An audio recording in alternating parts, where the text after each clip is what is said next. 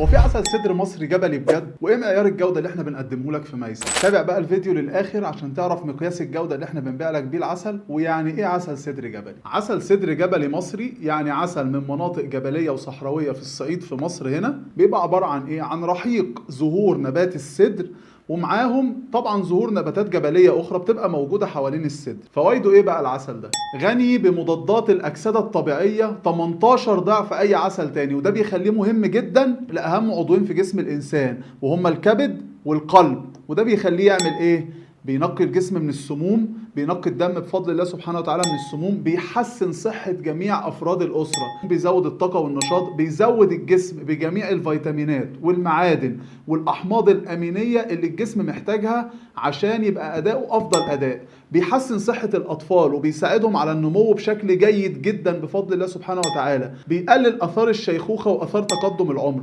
بيحسن صحة المفاصل والعظام. عسل قوي جدا بأعلى درجة جودة. طب احنا بقى معيار الجودة اللي بنوعدك بيه ايه؟ اولا ان العسل ده يكون خالي تماما من اي تغذية سكرية، بدون قطرة تغذية سكرية، يكون خالي تماما من اي كيماويات او مواد حافظة.